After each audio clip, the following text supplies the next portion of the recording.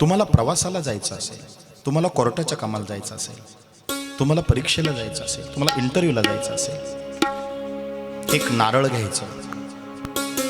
मी रोज थोडं थोडं हे सांगणार आहे, कोणी सांगणार नाही कथेत. एक नारळ आणि विहितभर उंबराच्या झाडाची फांदी, विधियुक्त पूजा करून ती फांदी आणायची आहे. तिचे पानं तोडून टाकायचे. श्री स्वामी समर्थ महाराजांच्या दरबारात अगर भगरी बाबांच्या समाधी मंदिराच्या समोर बसायचं. ती नारळ आणि उंबराची काडी उजव्या हाताचा स्पर्श करून पाटावर ठेवा किंवा हातात धरा. 2 मिनिटं श्री स्वामी समर्थ जप करा आणि इथं याल तर ओम भगरी भगवते नमः हा जप करा. आलं लक्षात? ते नारळ आणि ती उंबराची काडी बाबांच्या समाधीवर मूर्ती समोर ठेवा. घरी असाल तर स्वामींच्या फोटो समोर मूर्ती समोर ठेवा. कामाला निघताना लाल कपड्यामध्ये नारळ ठेवा आणि ती जी विहितभर मुळी आहे 6-7 इंचाची ती अर्धी तोडा. हाताने तोडायची, तिला शस्त्र नाही लावायचं, पिरगळून तोडा. अर्धी मुळी फांदी स्वामींपुढं किंवा इथं जर तोडगा केला तर भगरी बाबांच्या समाधीजवळ किंवा मूर्तीजवळ ठेवून द्या. अर्धी फांदी आणि ते नारळ लाल कपड्यात बांधून प्रवासाला जाताना, महत्वाच्या कामाला जाताना सोबत घेऊन जा. तुमचा प्रवास निर्विघ्नपणे पार पडल. कुठलीच तुम्हाला अडचण अडथळा येणार नाही आणि काम 1001% मार्गी लागेल. चारधाम यात्रेला आता आम्ही सोबत होतो, 106 लोक. एवढा सगळा ग्रुप सांभाळायचा, फार खडतर यात्रा आहे. पण हे सगळं संरक्षण आम्ही ह्या पद्धतीने केलं होतं. आम्ही निघून आलो का तिथं कहर व्हायचा, दरडी कोसळायच्या. आम्ही निघून आल्यानंतर तिथं महापूर यायचा. जीवित आणि नैसर्गिक आपत्तीने, घरांची आपत्तीने नैसर्गिक हानी त्या लोकांना व्हायची. पण आम्हाला कोणाला केसाला धक्का लागला नाही. एकमेव कारण आहे हे संरक्षण. असे अनेक तोडगे ज्या लोकांच्या घरामध्ये सतत कर्ज बाजारीपणा आहे, खूप कष्ट करता बिचारे, पण यश येत. गंगेचं पाणी तांब्याभर भांड्यामध्ये घेऊन 11 पानं तुळशीची टाका. न बोलता भगरी बाबांच्या समाधी समोर ते पाण्याचा तांब्या ठेवा आणि बसून बाबांचा जप करा किंवा श्री स्वामी समर्थ जप करा. डोकं टेकून दर्शन करा. ते पाण्याचा तांब्या असा नाही पकडायचा, असा पकडायचा. न बोलता जायचं. जिथं पिंपळाचं झाड असेल त्या पिंपळाच्या झाडाला ते पाणी टाकून द्यायचं, पानांसहित तुळशीच्या. 1 प्रदक्षिणा मारायचं, घरी निघून जायचं. 3 पौर्णिमेच्या दिवशी हा तोडगा करा. तुमच्या घरात कर्ज बाजारीपणा राहणार नाही. सगळे प्रश्न, जागा, जमीन, कोर्ट कचेरी, मॅटर, शेतीचे, आजारपणाचे, संपत्तीचे, संततीचे, मनशांतीचे सगळे प्रश्न मार्गी लागतील. ज्या लोकांच्या घरामध्ये सतत आजारपण आहे त्यांनी तांब्याभर गंगेच्या पाण्यात 3 बेलाची पानं टाकून तसाच तोडगा भगरी बाबाच्या समाधी समोर ते पाणी ठेवायचं. 3 पानं बेलाची, गंगेचं जल,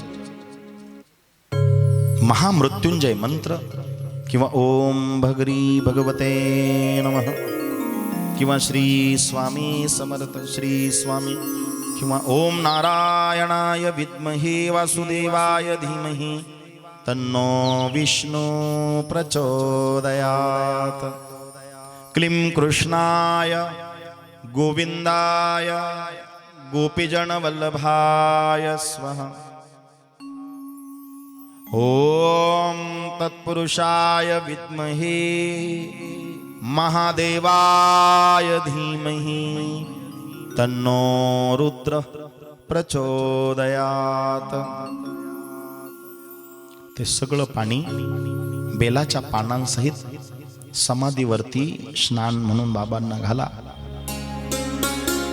जाताना 1 पान सोबत न्या. मधल्या पानावर 3 टिके लाल चंदन किंवा अष्टगंधाचे द्या. 1 2 3. बाजूच्या पानावर 1 2 1 2. 7 टिके चंदन किंवा अष्टगंध लावून घरामध्ये ते पान आजारी माणसाच्या उशाखाली ठेवा. सायंकाळी त्याच दिवशी आजारी माणसाच्या वापरतीच्या कपड्याच्या थोड्या दशा काढा. त्याची वात, जसं काकड आरतीला काकडा तयार करता तशी वात तयार करा, तुपामध्ये भिजवा आणि ती वात पिंपळाच्या वृक्षाखाली लावून द्या. सायंकाळच्या वेळेला घरी निघून या, काम झालं तुमचं. कितीही मोठं आजारपण असेल डॉक्टरांना कळेल, कितीही मोठं आजारपण असेल औषधाचे परिणाम होतील, कितीही मोठं आजारपण असाध्य आजार जीव घेणं असेल त्यातनं तुम्हाला मुक्ती प्राप्त होईल. इथे आमचे बरेचसे बाबांचे सेवेकरी अनुभव सांगत होते. कॅन्सर सारखा असलेला दुर्धर आजार ज्यानं माणसाचा जीवच जातो त्याच्यावर औषध नाही, त्या आजारातनं सुद्धा बाबांनी मुक्ती दिली. इतकं सामर्थ्य इथं आहे, ह्या जागेत आहे. म्हणून सांगतो, जिथं विज्ञान संपतं तिथं अध्यात्म सुरू होतं. हे विज्ञानाला चॅलेंज आहे. अरे काल डोकं टेकवल्याबरोबर मला व्हायब्रेशन स्पंदन जाणवलं. कोणी वैज्ञानिक आला तर तो बुद्धीच्या पलीकडे आहे, तो स्पष्ट करू शकत नाही. त्याच्या बुद्धीला अगम्य करणारी ही लीला आहे. काय म्हणावं या लीलेला. फोटोमध्ये बाबांना आम्ही बघतो, मूर्तीमध्ये बघतो, कुठं गेले नाहीत ते. आजही त्यांचं कार्य तितक्याच चौपट जोमाने सुरू आहे. फक्त अंतकरणातला भाव महत्वाचा आहे. लासलगाव सारखं मार्केट जगाच्या पाठीवरती स्पॉट आणि शोभून दिसतंय. आज जगभरामध्ये 1 नंबरचं कांदा मार्केट जर असेल तर ते लासलगावचं आहे. आणि आज लासलगाव, अरे पंचकृषीमध्ये आजूबाजूला अरिष्ट येईल, लासलगाव आजपर्यंत कुठलीच आपत्ती नाही. हे बाबांनी दिलेलं संरक्षण लासलगावला आहे. या जाणीव आपल्याला असायला पाहिजे. किती उपकार त्यांचे आहे. किमान जाता येता गाडी उभी करावी, डोकं टेकून दर्शन करावं. काय लागतं त्याला. किती वेळ देतो आम्ही प्रपंचासाठी. 5 मिनिटं तरी त्या समाधी मंदिरामध्ये यावं. काय लागतं बाबांना.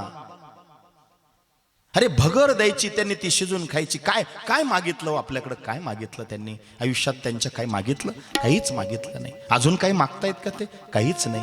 ते मागत नाही, ते देण्यासाठी आलेले आहे.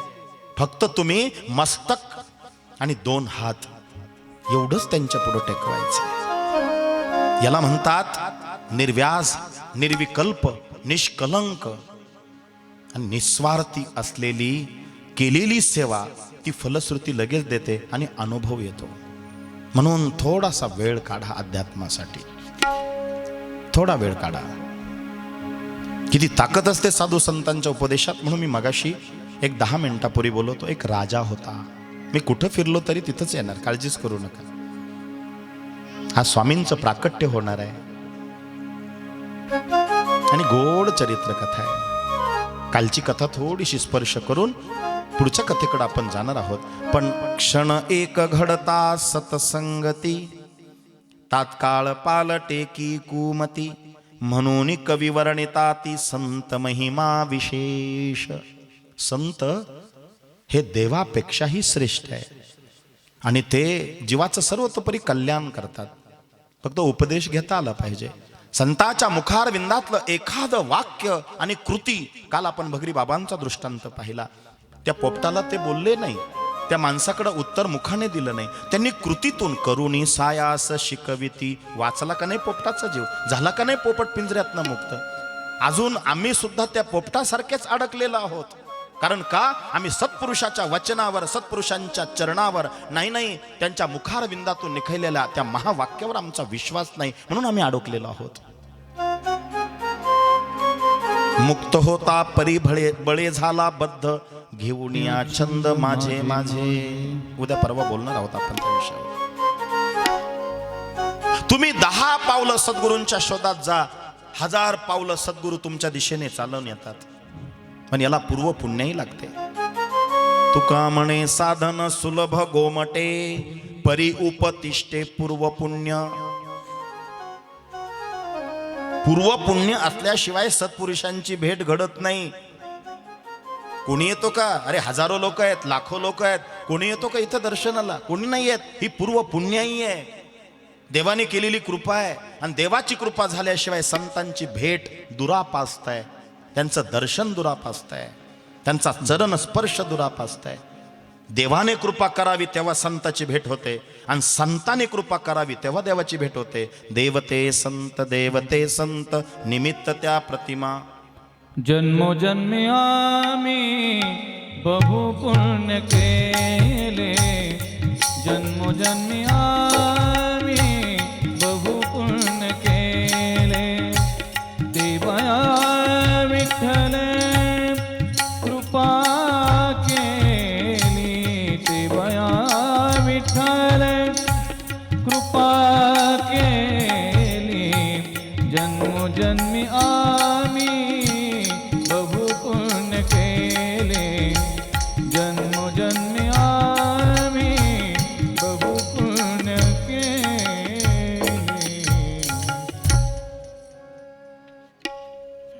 जन्मोजन्मी आम्ही बहु पुण्य केले. खूप पुण्य फळाला आलं म्हणून सद्गुरूंची भेट झाली. तो राजा गेला, दिल एक साधू बसलेला होता, असा खडकावरती बसलाय. ब्रह्मानंदी टाळी लागली. कोण आलं कोण गेलं काही कळत नाही. जसे भगरी बाबा आपली बैठक मांडून बसायचे, कुणाकडं पाहायचे काय माहीत नाही, कुणाकडं पाहायचे माहीत नाही, पण सगळ्यांकडं त्यांचं लक्ष असायचं. दिव्य दृष्टी आहे. त्या राजाला वाटलं काहीतरी उपदेश मिळावा, एखादा मंत्र मिळावा, काहीतरी उपदेश मिळावा, एखादा मंत्र मिळावा. राजा निघून गेल्यामुळं राणीने, राजाचा द्वेष करणारी ती राणी, काय ती पत्नी होती, तिने प्रधानजीला बोलून घेतलं आणि सांगितलं काय कामाचे नाही हे राजे. एकदा तो राजा मेला ना, अरे नवऱ्याबद्दल असं मनामध्ये वाईट की माझ्या लेकरांना गादीवर बसवते, राज्यकारभार चांगला चालेल. काय खरं नाही यांचं चित्तच घरात नाहीये. अरे त्याचं चित्त आता रिटायरमेंटचं आहे ना. किती लक्ष द्यायचं आयुष्यभर, केलंय ना कुटुंबासाठी, सोडलं पाहिजे. मग तिला असं वाटायचं यानं सगळं अजून हे, अरे सोपवा. प्रपंच हा सोपवण्यासाठी आहे, तो पकडून ठेवण्यासाठी नाही. मी संसार नाही तर शब्द वापरला प्रपंच, त्याच्यात 5चा आकडा आला. आता 5चा आकडा ज्याच्यात आहे तो एकट्याचा कसा असेल? खापर पंजोबाने केला, पंजोबावर सोडला. पंजोबाने केला, आमच्या आजोबावर सोडला. आजोबाने केला, आमच्या पप्पांवर सोडला. पप्पांनी करायचा, मुलांवर सोडवायचा आहे. प्रपंच तर धरून नाही ठेवायचा. किती चिटकलेत लोक प्रपंचाला, सोडायलाच तयार नाही. बाबा कसं काय, 85 वर्षाचं वय, बरं आहे म्हणे, चांगलं म्हणणं मेल्या. बाबा कसं काय, म्हणे बरं आहे. म्हणलं 7 मजले बांधले तरी वरती गज का काढले? म्हणले आता लहान्या नातवाचं लग्न बाकी आहे ना, 1 मजला वर चढवायचा आहे म्हणून चाल काढून ठेवली. म्हणलं अरे मेल्या, वयाच्या 85 वर्षी चाल दाखवतो, उद्या यमाने चाल दाखवली तर तुझ्या गजाची चाल काय कामाची? अरे दिवस जवळ आलेत तरी आम्ही बेसावध आहोत. जा सद्गुरूंना शरण, आत्मउद्धार करून घ्या. काय गोड वाक्य गुरुचरित्रामधली ओवी वाचल्या माझ्या माता भगिनी पुरुषांनी. कालपर्यंत परवापर्यंत चालू होतं, माझं पण होतं. दत्त जयंतीला संपलं. काल आम्ही उपवास सोडला पुण्याला स्वामींच्या आरतीच्या प्रसादाने. फार मोठा कार्यक्रम होता. ज्या दिवशी पुण्य घडले नाही, हा गोड ओवी आहे. ज्या दिवशी पुण्य घडले नाही तो दिवस वृथा गेला पाही. यमासी करुणा नाही म्हणून पुण्य करावे. यमाला माया नाही, तुम्ही मायनस होत आहेत, दिवस वाया जात आहेत, दिवस वाया जात आहे आणि लोक वाढदिवस साजरे करताय. मला तो कळनाच बुवा. मला खरंच सांगा, वाढदिवसाच्या दिवशी माणसाच्या आयुष्यातले दिवस घटतात का वाढतात? बोला जरा. घटतात. मग तो वाढदिवस आहे का? नाही. पण लिहितं नाही घट दिवस असं नाही लिहायचं. तिथं लिहायचं अभिष्ट चिंतन. म्हणजे त्या दिवशी विचार करायचा, इथून मागचे वर्ष माझे सगळे आता गेलेत, कमी झाले, इथून पुढे मी चांगलं वागलं पाहिजे. याला म्हणता अभिष्ट चिंतन.